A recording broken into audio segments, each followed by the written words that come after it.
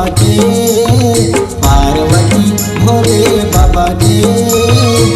बेटा लगे गणराज संगी सुमिरन कर ले आज, संगी सुमिरन कर ले आज।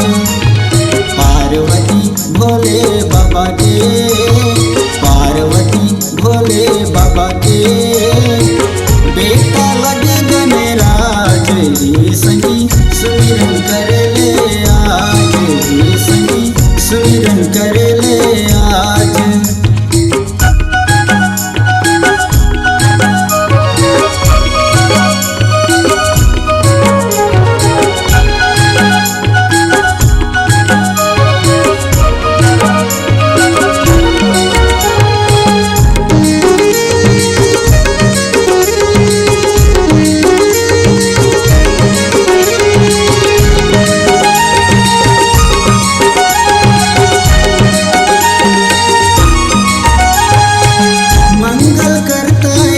सिद्ध करैयाए विघ्न हरैयाए,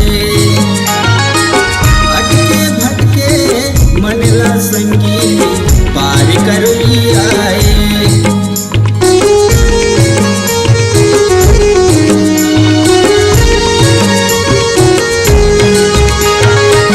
मंगल करता है सिद्ध करैयाए विघ्न हरैयाए, अटके भटके मनला संगी पार करैयाए।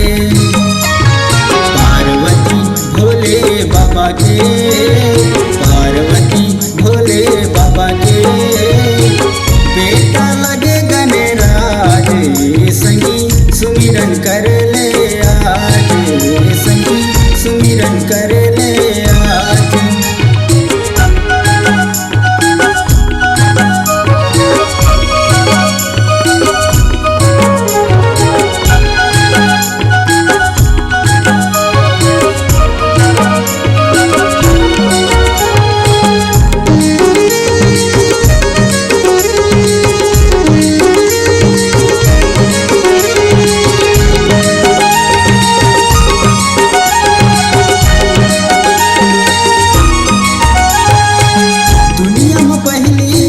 पूजा होते देव गजानन के,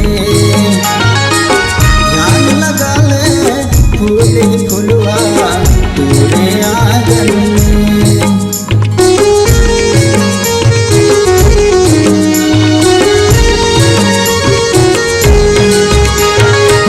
दुनिया में पहली पूजा होते देव गजानन के,